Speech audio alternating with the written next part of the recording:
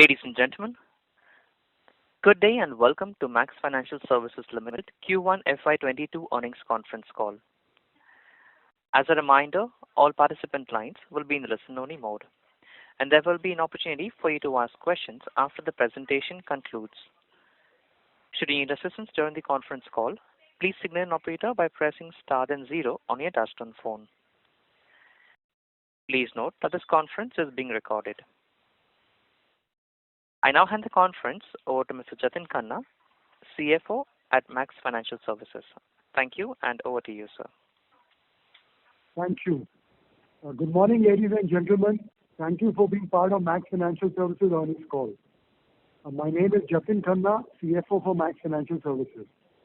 Before proceeding with the performance highlights, I'd like to introduce my other colleagues who are with me on this call. I have with me Mr. Prashant Tripathi, Managing Director and CEO of Max Life, and Mr. Amrit Singh, the CFO and Head of Strategy for Max Life. I'd like to begin with the transaction update first and then get on to the performance. As you know, we concluded the transaction for Axis to become the co-promoter of Max Life with 13% stake this quarter. We have now got on to the third step of the transaction and filed application with IRDA for acquiring residual stake of 5.17% from MHI in Max Life at 85 rupees a share. Significant value creation is expected once this transaction is completed, considering that the price is quite attractive. We are hopeful of concluding this transaction in the current quarter. The next step will be ready for Axis to acquire the balance 7%, which we expect them to do sometime next year. I imagine that you'll have some more nuanced questions around the transaction. However, since we are still to conclude many other steps of the transaction, my request will be to refrain seeking any further detail of the transaction at this stage. We'll be happy to address that at an appropriate time. I will request you to restrict your questions on the call on the business performance. So now, quick highlights for our business performance for Q1 FY22. Our consolidated revenue, excluding investment income, for Q1 FY22 was rupees 3,420 crore, a strong growth of 27% in the most challenging business environment. The consolidated profit after tax declined by 80% to rupees 36 crore relative to the same quarter last year, which had one-off tax refunds, lower operating expenses, and lower debt claims due to COVID-19 induced lockdown.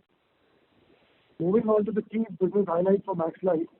Despite COVID wave 2 headwinds, on a 2-year CAGR basis, Max Life registered highest sales and highest VNB growth among the top 4 players, which is an incredible performance in the most challenging times for our country. Max Life individual APE has grown by 32% to 875 crore in Q1 FY22. Market share improved by 63 bits to 11.3%. Our value of new business as to be 172 crore in Q1 FY22 has grown by about 53% year on year, which is again a very, very strong growth. Our NBMs have also expanded on a year-on-year basis by about 260 bits to about 19.7%. The NCEV has grown by about 15% to 12,290 crore. The first quarter is seasonally a low quarter, and which is why the margins and NCEV growth will typically always be the lowest in the first quarter, and then it catches up as the year progresses. NCEV on an operating basis has grown at about 13.5% annualized, including non-operating variances. The ROEV is 16.3%. The operating ROEV for Q1 FY21 was relatively higher due to positive operating variances in form of tax refunds, which is 63 crore, and also due to delayed reporting of claims in the same quarter last year because of the lockdown. Adjusting for same, the operating ROEV for Q1 FY22 is actually better than last year, of the same quarter last year. Given its seasonal, so obviously the first quarter tends to be lower. The gross premium grew by 27% to 3,484 crore in Q1 FY22, and the renewal premiums grew by 21% to 2,244 crore. 13-month persistency improved by 317 bits to 85.1%, and 61st month by 160 bits to 54%. Claims paid ratio improved by 13 basis to 99.35% in FY21. Impact of COVID wave 2 for Max Life, has been 3 to 4x severe relative to that of the first wave, and so has it been for the industry. Claim experience is higher than expected across all lines of businesses currently. The higher claims trend consistent across other life insurance, and few players created additional reserves in Q1 FY22 to absorb the higher claims. I'm pleased to report that we were carrying adequate reserves, and therefore the pandemic reserve of about 500 crore which we created in Q4 FY21 really helped us to withstand this entire COVID wave 2. The financial strain in the first quarter because of the wave 2 is about 234 crores on the shareholders due to these excess claims, which were neutralized by the pandemic reserve, as I said, with no impact on the shareholder PML. Even though our long-term opportunity continues to be attractive on the protection business, however, given the ongoing pandemic, we are taking a bit of a cautious approach on the business, and we have put additional underwriting controls in place. As a consequence, our overall protection contribution has reduced from 24.5% to 18%.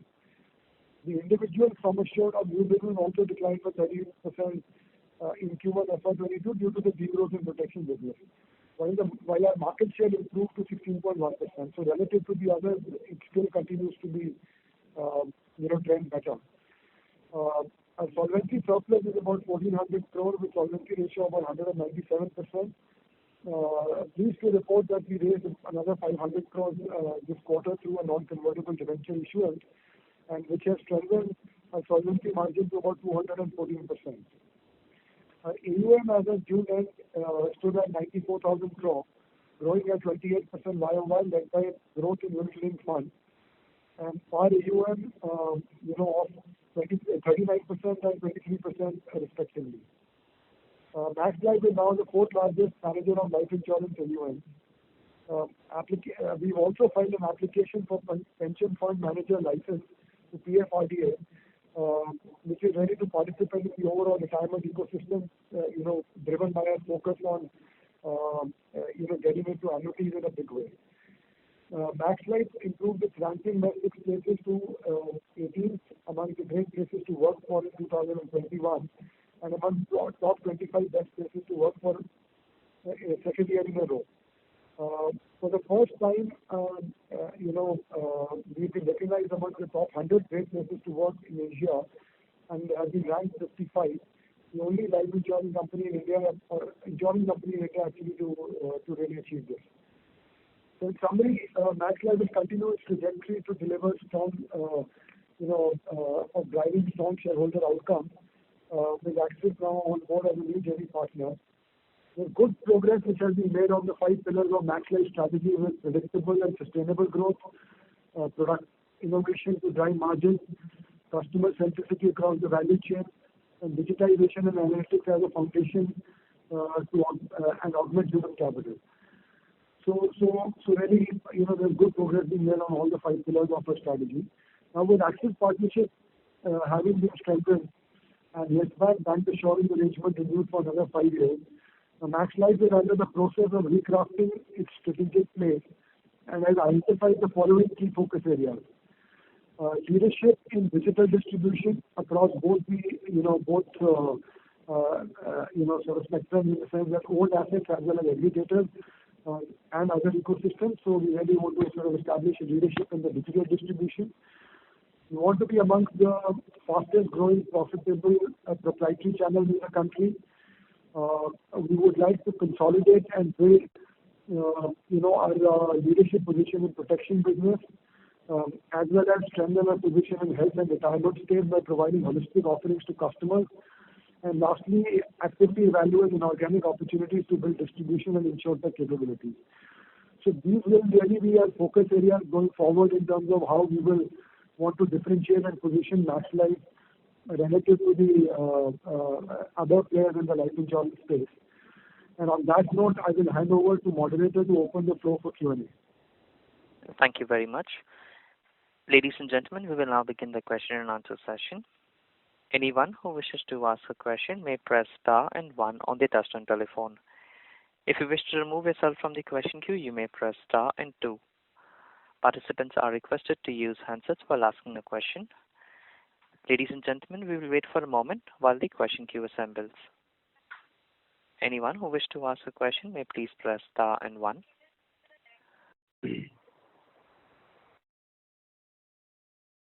First question is from the line of Sanket Godha from Spark Capital. Please go ahead. Thank you. Thank you for the opportunity. Can we get the EV walk, VNB walk from fourth quarter FY 21 to one quarter FY 22? So the 25.9 getting declining to 19.7. Though we understand that is seasonal in nature, but just wanted to understand the negative operating leverage, how much it impacted, and then how much it was due to the product mix change. This just from the movement from full year to first quarter number. So that was my first question. And I have two more. If you answer this, then I can ask another two. Yeah. Hello.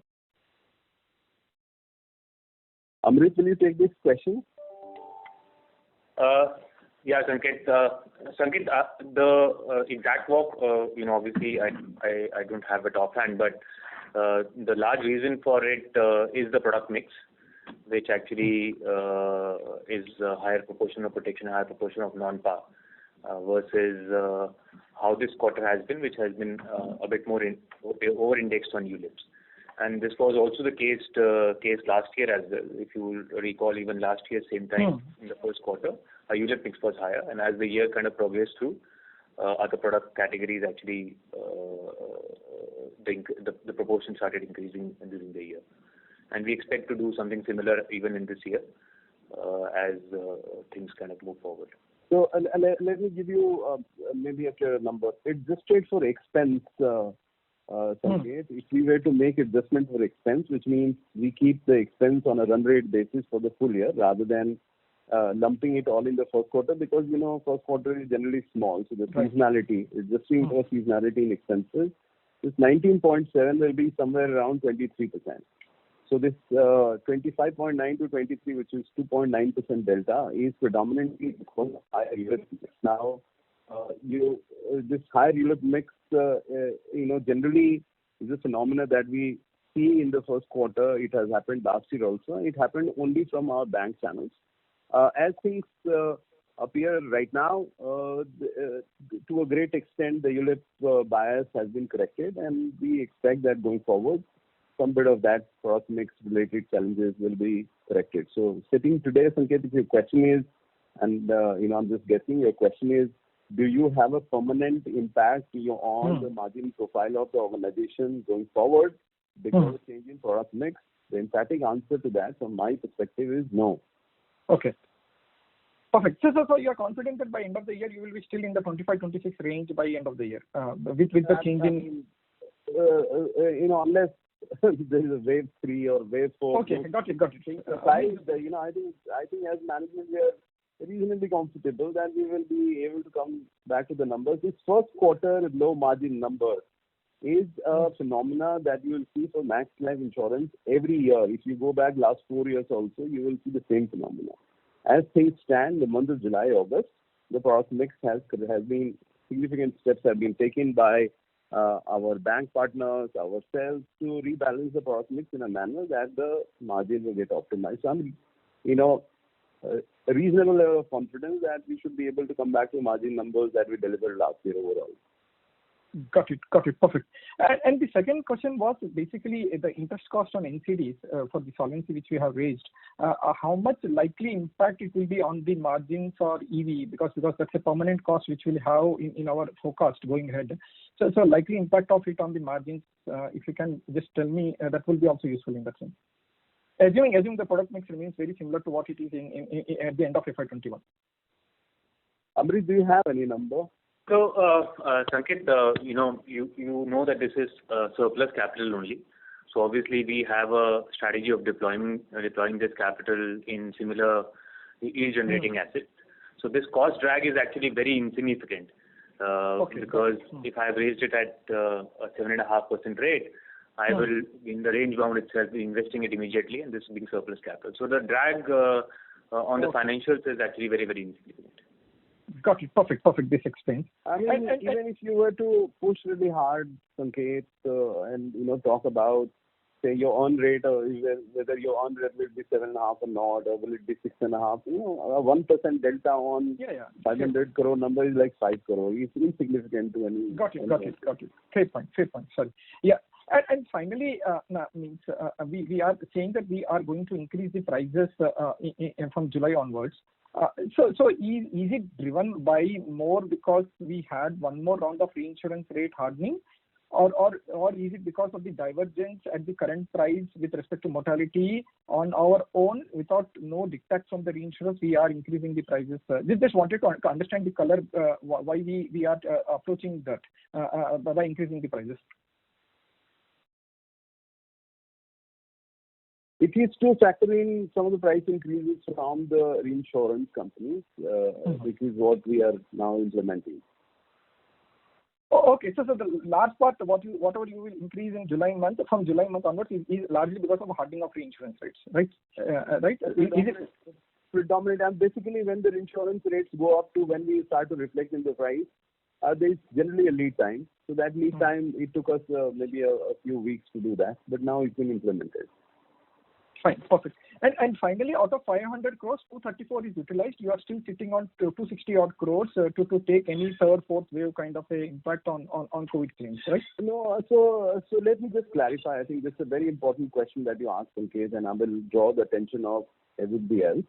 The wave 2 came in the month of April and May, and some part of June. That was wave 2. Now, when the deaths take place to when the claims are raised, generally there's a lead time. Sanket, you'll appreciate that there'll be a lead time. The lead time is 6 to 8 to 10 weeks by when you start to receive the claims. People intimate you, then you inform them that these are the documents which are needed. So that back and forth actually takes 8-10 weeks time. Then you would expect the peak to come and then the peak to settle down. So the claims that you see that we have handled until June may not be all the claims of wave 2. We expect that wave 2 claims will come, and you would have seen in some of our peers, disclosures also. They have made provisions, etc., to take care of claims of wave 2. So this 266 crore is not about wave 3 or wave 4, etc. Some part of that will get utilized in wave 2 also, because we are expecting that the claims will continue peaking in the month of July. Is that a fair explanation? Okay. Fair point. But given you are already in the middle of August, maybe a last point, if I can squeeze, related to this question only. So given you are already 40 days past the second wave of the first quarter, have you seen that the 266 will be fully utilized, or you will still carry a buffer by the end of the year? That's the only question I have. It's very hard to say, because we are still seeing wave 2 claims come through. Some of the wave 2 claims are still coming. Until we have some visibility on whether the claims have vanished or have completely gone, etc. Very hard to comment. Sanket, I will give ourselves perhaps a few more weeks. Like I mentioned to you, it is like a normal distribution curve where the peak comes 6 to 8 weeks after the death has taken place, but the tail of the normal distribution just continues for a little while. We have to wait for maybe 4 or 5 weeks to completely ascertain how much of that we consume. Thank you. Sanket, request you to join the queue for any follow-ups. We have the next question from the line of Nitin Agarwal from Motilal Oswal Securities. Please go ahead. Yeah, hi. Thanks for the opportunity. So, just continuing on this, the residual provisions that we are now left with, do you think that they will be sufficient? Because as you were indicating, 8 to 10 weeks is what it takes, and the wave 2 was there till June. So, will this much provisioning be enough, and any color on IBNR claims that you can provide? Yes, thank you, Neeraj. Basically, IBNR is on the basis of expectation of the claims which we're expecting, and that's generally a part of the financials. So I will just maybe refer it subsequently to Amrit to talk about the IBNR. But this 266 crore, unfortunately, very hard for me to say whether this is going to be enough because claims continue to come. But I think I'm reasonably sure that we will be able to keep it P&L neutral with the help of these provisions, if required, some more provisions which are already in the balance sheet to take care and make it P&L neutral as far as wave 2 is concerned. So I think from a profit and loss statement perspective, we feel that we are reasonably confident that we'll be able to manage wave 2. Over to you, Amrit. So on IBNR, firstly, IBNR is actually computed basis how the past trends of delays actually are, and that's the logic which is kind of used. As we sit in the first quarter end, we would have IBNR of around 150 crores plus kind of a number. Okay, sure. And a question on the protection business, like this quarter, like in claims, we have seen typically say almost a 50% higher ticket size in terms of claims that we have seen on the protection side. Does this not look higher? While I know that most other companies also have reported an increase in ticket size in terms of claims that they have received in respect to COVID-2, but because COVID-2 was more rural in terms of its impact, so these ticket sizes ought to be lower versus what the industry is seeing as a whole. So just curious on why this divergence.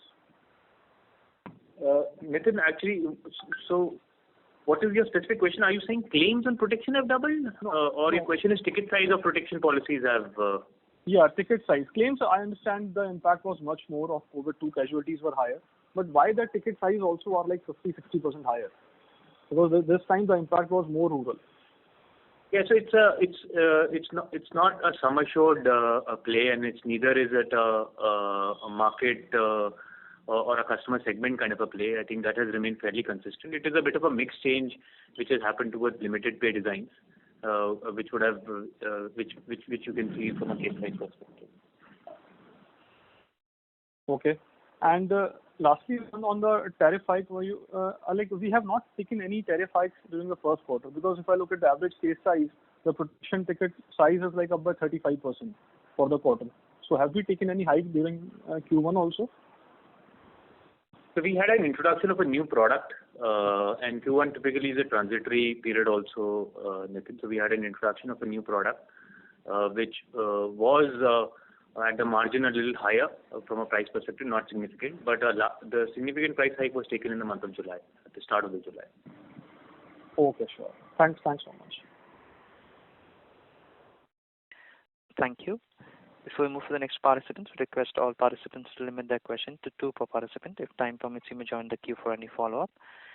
The next question is on the line of Madhukar Ladha from Elara Capital. Please go ahead. Morning, everyone. Thank you for taking my question. So first on this COVID claims bit, can we quantify what is the total net COVID claims for 1Q this year, and what was it net for FY21? So by net I mean net of reinsurance. What was the hit? So I think Prashant spoke about this, Madhukar. Firstly, as these claims are trickling down and the sharp discernment of the COVID marking and non-COVID marking is taking a bit longer, because we are thoroughly investigating the specific reasons of death as well. But this 235 crores which has been utilized, you can largely attribute towards COVID claims actually. Understood. And we've not created any additional reserves, right? So it's just 500 crores. No additional reserves were created in this quarter. That's correct. Okay. And one question I had on the group credit side. So I think that's still a very small percentage in our APE mix. And I think we're still largely group term insurance. Correct me if I'm wrong. But given now, with this Axis partnership, We know that, Axis also uses other partners. Is there any change in thinking towards moving more business and credit protect towards Max Life?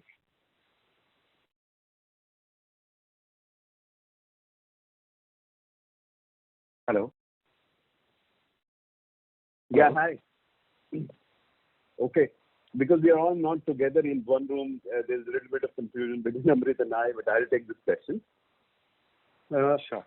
As you know, the group term life is a yearly renewable thing, whereas credit life is a single premium paid for many years. So while in crores of rupees, which is premium received, we do significantly higher credit life, but when you make the APE adjustment, which means you leave the yearly renewable as it is and you divide the credit life by 10, it starts to appear a bit smaller. So just to clarify, in terms of numbers of crores, we write significantly higher credit life business. I think the relationship with Axis Bank is very promising, and we've been writing with the credit life business with Axis Bank for more than a decade. So they have been always the single biggest contributor to our credit life business. In addition, we have significant relationships with the other bank partners, Yes Bank, and many other partners that we signed up. Again, like any other organization, we are commercially savvy about this business. We look at profitability, and this business has been growing quite significantly. Even in quarter one, we have seen big growth come through in the credit life business. So theoretically speaking, of course, one would expect that with our relationship with Axis Bank strengthening, this part of the business will continue to grow. But at the same time, I have always mentioned in past that credit life business is a business that we are tactical about, we're not strategic about. We are providers of predominantly individual policies, and that will remain our focus area. So this part will grow. You would expect that with Axis Bank coming on board, we'll get the impetus. But a large part of our margin driver will continue to be individual business. So can you provide a sort of a split, if it's possible, in the credit protect business, what percentage of it is coming from Axis? And just one final question. Close to about 60%. Close to about 60% comes from Axis Bank. Okay. And I think amongst our peers, I think we are the only insurance company that has seen an increase in the individual protection reinsurance rates. So I just wanted to understand that why is that the case? Is there anything specific in our business as a result of which this has happened, or it's just a matter of time that even others probably foresee something of the sort? Yeah. Amrit, you may take the question, please. Yeah. So among the peers, there is, and I'm assuming you're comparing the top four, but on a generic trend for the industry, I would say that that statement might not be true, because this hike has kind of come across other players as well. Now, among the top four, two of them, I think, given the lay of land for them, where they don't operate in an open architecture environment, the pricing of the protection product is also very different than how it is for us. But whereas for us, who is actually operating in an open architecture environment, we do try to optimize for the pricing, keeping all things in considerations around brand, related strength, etc., to ensure that we optimize for it. Now, so maybe some of those players that you're hearing from, they are probably indicating some of this. However, in our assessment, it is probably only a timing thing. I think the reinsurers have been assessing the implications of COVID, especially the long-term assessments of that, and some of that they are actually doing as a play across providers. Now, specifically, is our portfolio any different or with respect to sourcing quality, stringent quality? We have been given to understand, especially in these reinsurance conversations itself, that there is no such thing. In fact, we continue to have a fairly superior overall underwriting quality play in the books, and has been the case even in the past. COVID is a recent phenomenon. I think all reinsurers are also grappling with COVID as a recent phenomenon and what long-term implications of COVID would be. And some of that might play out for other players as well.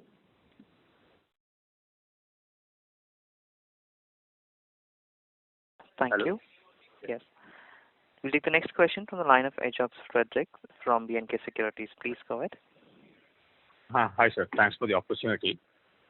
Sir, on retail protection, since we are focusing on ROP, why is the growth still slower? Because some of the peers who have been focusing on ROP are doing much better than the others who are focusing on pure term. So what are your thoughts there? That's one. Again, an ancillary question to that is, since we are going ahead with the rate hike, that would have factored in the probable mortality risk in future as well. So why are we going cautious again, given that the rate hike has happened? So those are the two questions on protection. So, Ajox, firstly, I think the ROP proportion for us has remained fairly constant over a period that you're comparing. So that is not as if that we have increased ROP within our mix. It has remained largely constant. So there isn't a play of saying that we have increased the ROP and hence overall value should have increased. Now, coming to your questions of why we are going cautious about it, I think wave 2 was fairly grave and fairly unfortunate. And as we have seen so far, and more and more data kind of keeps coming through, we have seen the intensity to be almost 3 to 4 times of how the wave 1 intensity was. Now, during these times, actually, it is imperative that the protection book that we are onboarding, we have just enhanced the diligence of it. We used to practice telemedicals and video medicals where a doctor would speak with the customer. We have modified a little bit of that, and we are ensuring that actually all customers undergo a necessary medical test so as to ensure that we are onboarding good quality lives, especially during this uncertain period of the pandemic which is ongoing. As things will progress in future, I think the pace at which vaccinations are happening, the efficacy of vaccinations is something that we are watching for, and that's the reason for actually building additional prudence. Even globally, you see there is a resurgence of wave 3, which happened, and though from a mortality perspective, the implications were far lesser, though the infection rates were higher. I think it is just for us to wait out and pan out because you will recall all of this quarter was the quarter when actually both in the month of April and May, the pandemic was at its highest actually. So we would like to wait out and see out for a couple of more quarters to see how the pandemic actually behaves and the implications of pandemic. But overall, I must reiterate for the benefit of everyone, and especially answering your question, that protection is a very strategic area for Max Life Insurance. We have called that out as a key area where we want to grow. We will continue to drive our way through and increase the share of protection. We will always work towards coming up with competitively priced products which can help us garner market share. And we will work with our insurance partners and our underwriting process to make it more, frictionless. So that commitment just continues. It's more tactical, keeping in mind, the way wave 2 came, keeping in mind some of the uncertainties right now. It's not as if we have stopped writing protection business, as you can see, in terms of percentage individual protection business. In terms of percentage of sales, we are still very competitive. Our run rate in quarter 1 is actually more than perhaps quarter 3 and quarter 4. So we are showing protection with confidence.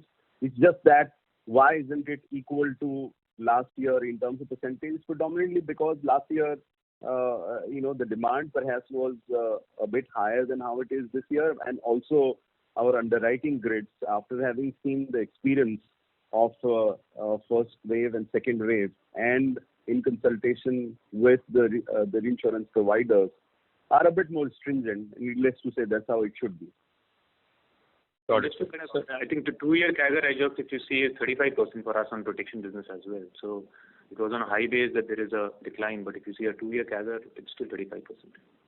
Got it, sir. So going forward, starting August, you will be challenged with a high base on Smart Wealth plan, which is the non-par piece. So what is our stance there? Because just the outlook on non-par, because that has been our driving growth driver or the engine for growth till now. Yeah. So what's the view out there? So there could be quarters or months of all up or down. Really, I mean, at my level, at our level, we don't worry too much about it. The business, last year we made significant improvement in our margins. We went up from 21% odd to about 25.2%. The objective this year, like I mentioned in response to the first question, will be to maintain or improve the margin at a total level for the full year. The other element that we have is try to drive sales growth. And you would have seen that in first quarter, we again gained market share. We are trying to keep the sales propped up so that overall we are able to grow our VNB. So, at a very high level, despite a very high base effect, and you may recall that with respect to peers who were more in the range of single-digit growth on VNB, we grew 39%. Despite on that higher VNB growth, the business is very confident, and we're working towards driving it further with a very strong double-digit growth rate. At least aligned to the sales growth numbers. That's really the strategy for this year. And sitting today, just over the hump by the horrendous first quarter, where all the business struggled. Sitting in July, that's the level of confidence that we have, that we will be able to churn these numbers and we will be able to maintain our growth trajectory. Thank you, Mr. Frederick. Requested to join the queue for any follow-up. Also, participants are requested to limit the question to 2 per participant. The next question is from the line of Anirudh Shetty from Solidarity Investment Managers. Please go ahead.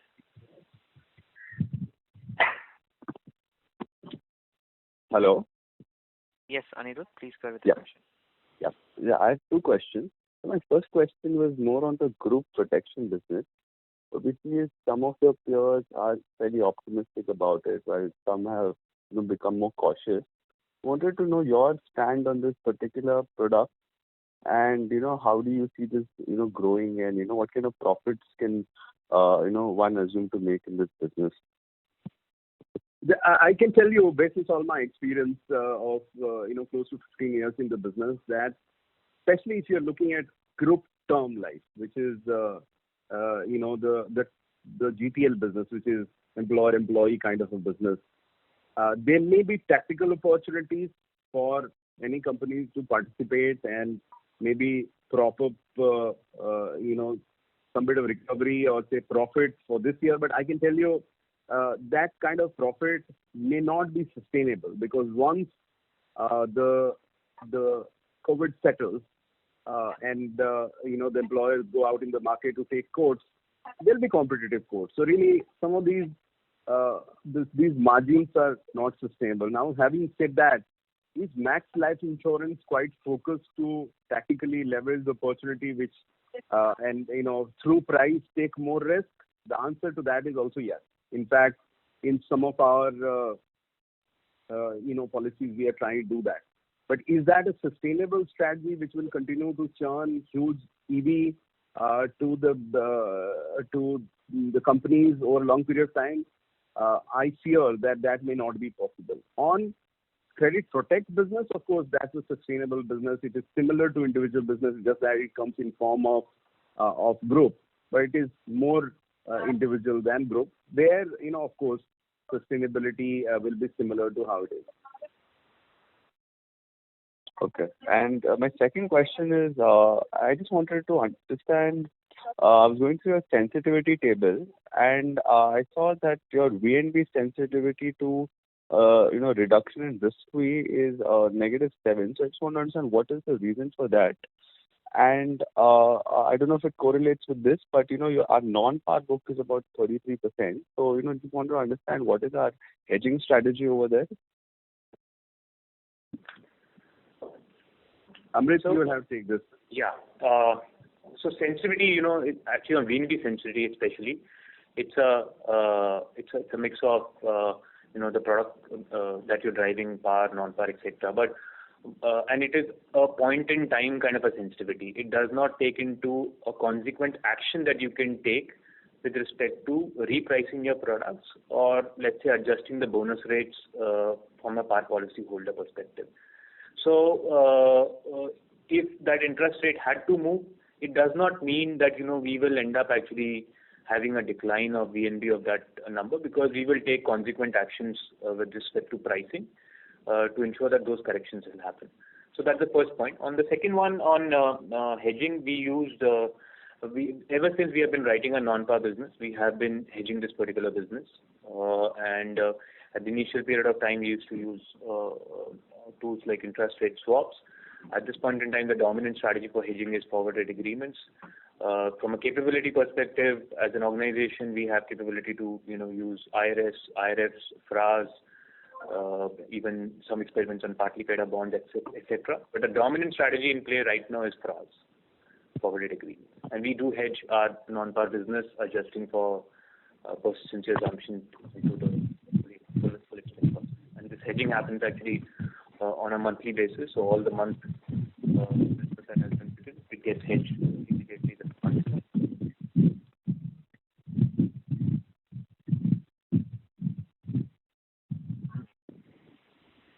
Anirudh, is question answered? Sorry, We have lost the line for Anirudh, sir. We'll move to the next question. That is from the line of Hardik Shah from SBI Mutual Fund. Please go ahead. Yeah, hi. So I have a question on reinsurance. So basically, given the experience of the claims, have you changed your reinsurance strategy in terms of how much of your term business or life protection business would you be reinsuring? So, Hardik, the reinsurance strategy remains same. We, in case of term business, cede almost 80% of our business to the reinsurers. It has remained similar. Even on the retail side, the reinsurance strategy has remained same. So no change in the reinsurance strategy. Okay. And in terms of solvency, that now that you raised the sub-debt, it's around 214%. So is there any internal threshold of when you would again require to raise this capital, or how long would this last? We generally target for 170% and above. Though the breach as per the regulatory norm is 150, we generally target 170% and above, and that's on the basis of a very detailed analysis that our chief risk officer does, and it's a dynamic number. So 170% above. I think with the growth that we're anticipating, we hope that this will be good enough for at least next couple of years. But it completely depends. As things stand, with Axis Bank coming on board, we are reviewing our strategy. We are reviewing our growth strategy. We will review our product mix through this year. So depending on the outcome of that strategic exercises that we are undertaking, this may change up or down. But I can confirm to you that if we need capital in the business, that will be available through equity, and B, it will all go towards growth. Yeah, thank you. Thank you. The next question is from the line of Adarsh Parasrampuria from CLSA. Please go ahead. Hi, Prashant and team. A couple of questions. First one is on protection, right? So we've gone through a bit of tightening, both in pricing and underwriting, and some of it will get passed on as well. So post the end of this whole period of so-called tightening, what is the expectation of whether you in terms of protection margins three months back? Can you please repeat your question? Your line is a bit I can't hear you that well, Adarsh. You could just come close to the phone or something. Sorry, Prashant, I will try and talk a bit louder. So I was saying is pre and post all these tightening that we've seen on protection, right? It's been like 12, 15 months or maybe 18 months. Where is protection margins and what's your outlook, right? Let's say before this tightening, and where do you think we end up on a normalized case basis? So, I mean, generally we don't disclose margins at a protection level, but they continue to be similar. There is a target that we typically look at, and as and when the margin comes under pressure, we will increase the prices to maintain that level of margin. Needless to say, there is a bit of competitive play also, which could tactically make us, operate in a price range despite having a lower margin, etc. But one has been reasonably successful with that target approach, and we are able to manage that because somehow with all the reinsurers and with experience, it settles at that range.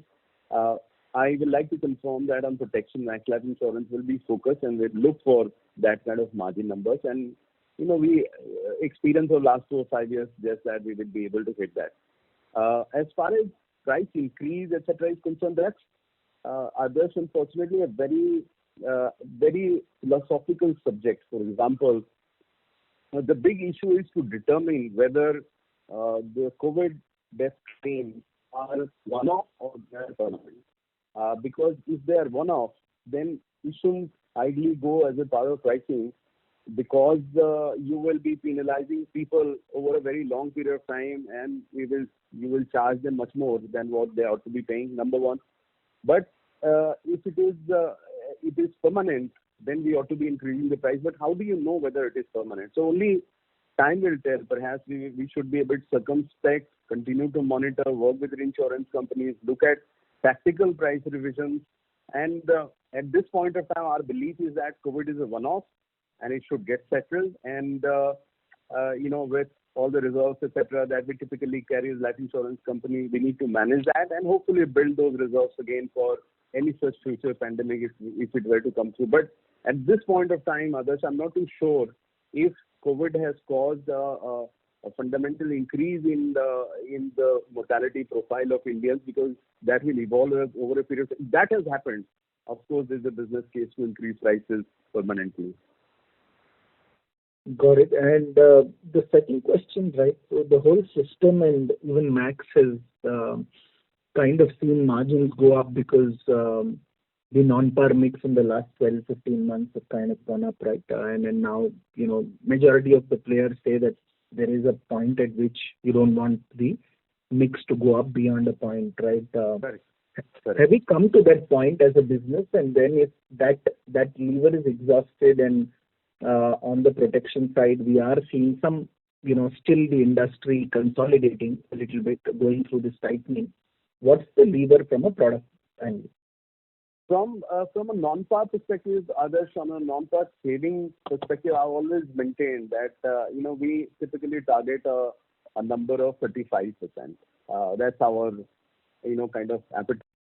All the work that we're taking, undertaking discussions with the board. So that number is around 35%. In the first quarter, we were lower than that. So there may be an opportunity to shore up a bit on the non-par business. On protection, the belief that all of us have collectively as a group is protection is the core part of any life insurance company provider. So there is no point putting any cap on protection. We should write as much protection as possible, provided sufficient risk management practices are involved.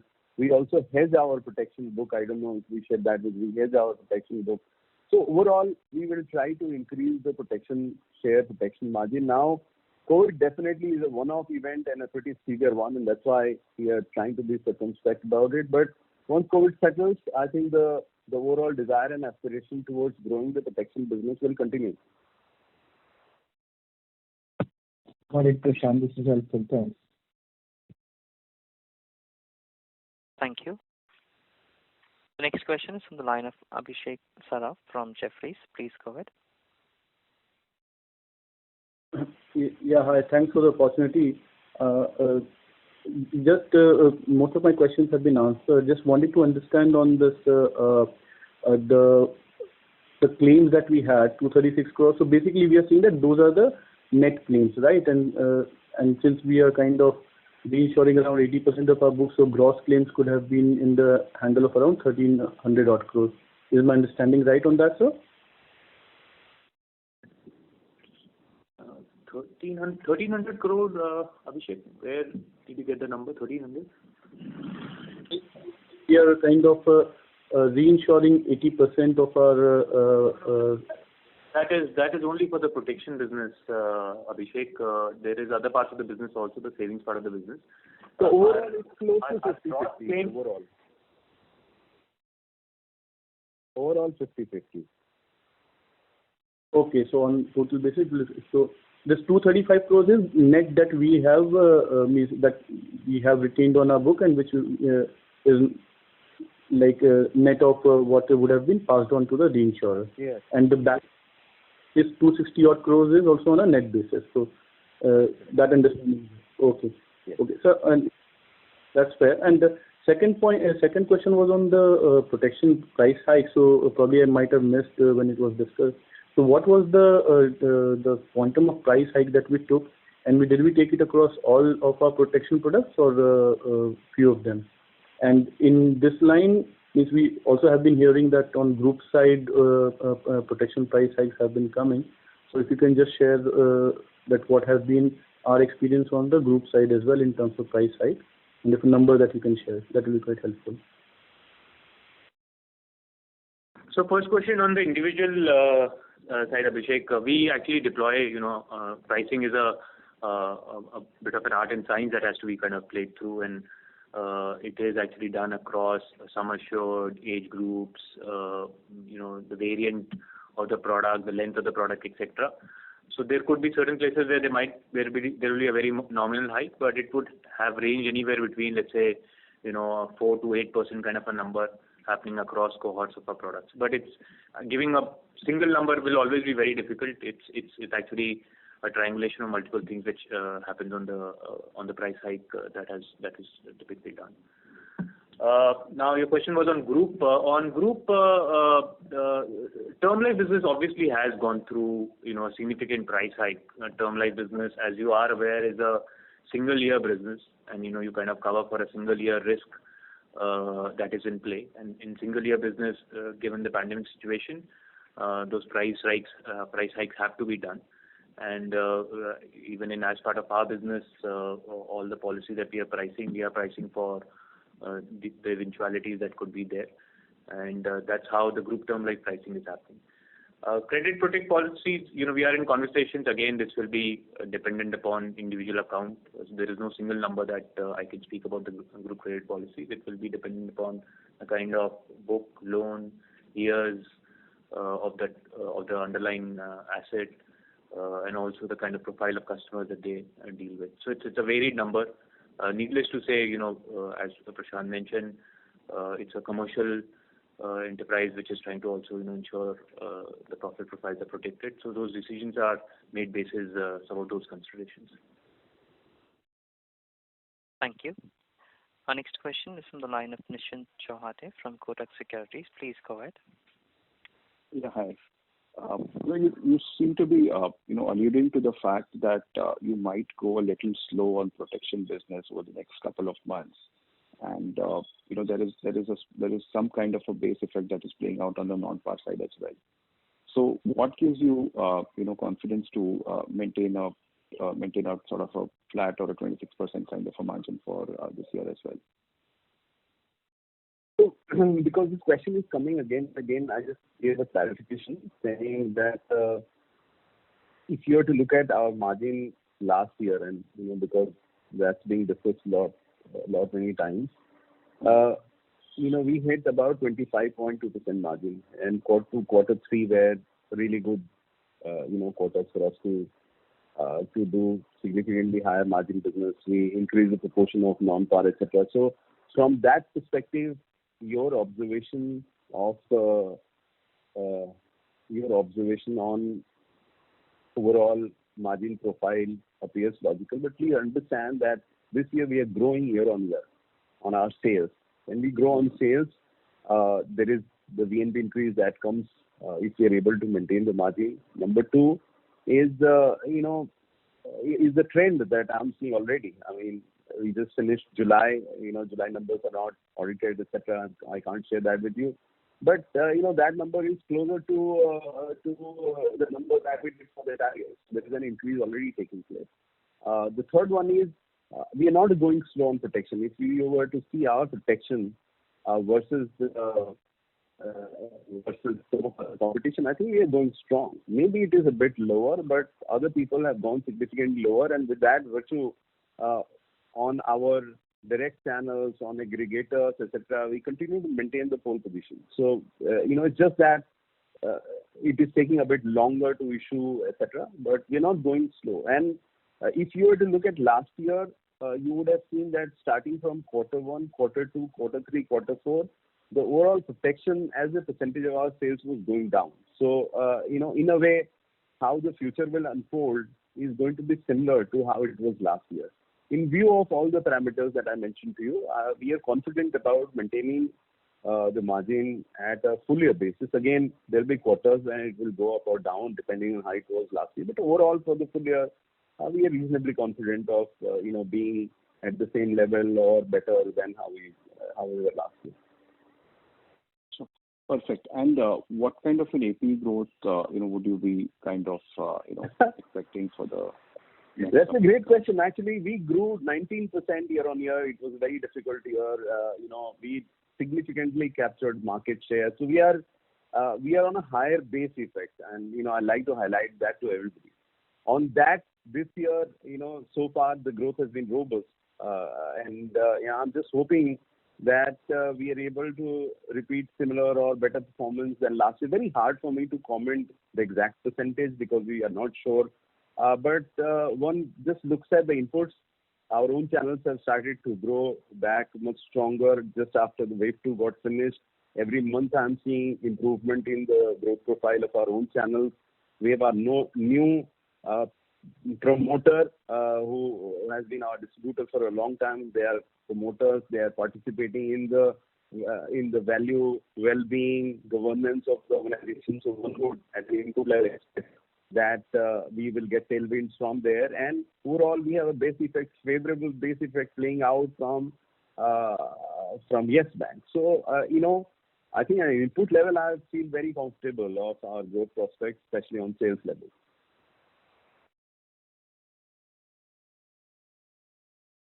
Thank you. Next question is from the line of Sriram Rajaram from Ratnatraya Capital. Please go ahead. So what would be your online mix in terms of the overall premium, and if you could split that in terms of how much would be the share of aggregators versus the direct online channel? Will you take that one, Amrit?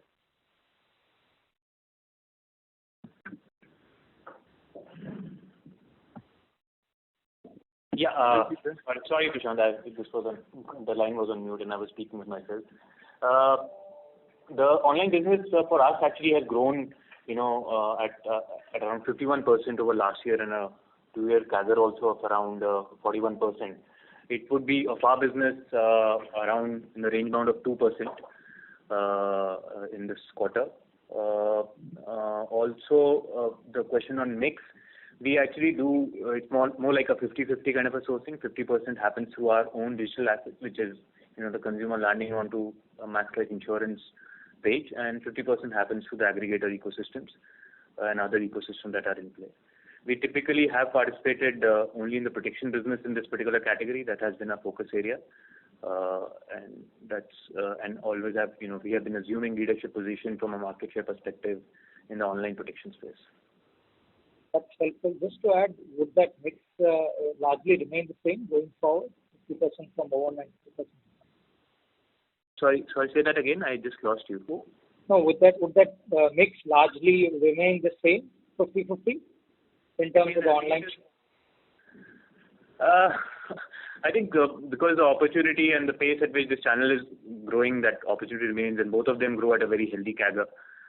So I would say that effort would remain to ensure that we are very diversified with business on our own websites and our own assets as well. and even also keep looking and evaluating and opportunities in the aggregator and ecosystems that kind of comes into play. It is difficult for me to answer that question very specifically that the mix will remain same, but our focus will remain similar to ensure that we are tapping into whatever opportunities and pools are becoming available where the customers are coming through the digital doors. So the aggregator channel would be a focus area for the company. Right? Yeah. It is continues to be, yes. Thank you, sir. Thank you. Our next question is from the line of Dhaval Acharya from Kotak. Please go ahead. Hi, sir. My question is on the lines of annuity and retirement. How are we focusing on that piece? Because vis-a-vis the top three players, we are probably lagging there. Yes. What is our strategy? What is the outlook? Your observation is absolutely right. That is definitely an area of focus. Internally, this year we are looking at growing both the businesses, annuity/retirement and riders. Those two we have identified as area of growth. We are looking at multiple X's of growth. So increase it like 3 times versus last year. We have to pick up pace. We just came out of the board meeting yesterday, and we had discussion around that also. So you're right. If we were to look at ourselves with respect to top three on how much annuity they are selling, I think there's ground to cover, and that definitely is a good opportunity for us because as we grow annuities, overall profitability profile, etc., gets better. So the answer is yes on both accounts. Is that a focus area of Max Life Insurance? Yes. I also added the rider element to it because I believe that that's one more area that we need to focus on. And this year we are getting a slew of riders approved.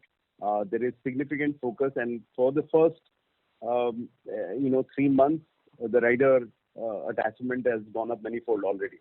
So I'm very optimistic that on both of these, Max Life has an opportunity for improvement, and we are very focused to grow there. Also, sir, in the opening remarks, you did mention about applying license for the pension fund manager, which makes you overall formidable in the NPS and other varieties also. That's absolutely the right observation. With that view, we have applied for the pension fund management business. We already have annuity service provider license. So we are going to look at insurance more in the format of ecosystem, not just selling annuity, and very excited discussion has taken place at our board level around that. Sure, sir. Thank you. Thank you. Ladies and gentlemen, that would be our last question for today. I now hand the conference over to the management for their closing comments. Thank you, and over to you.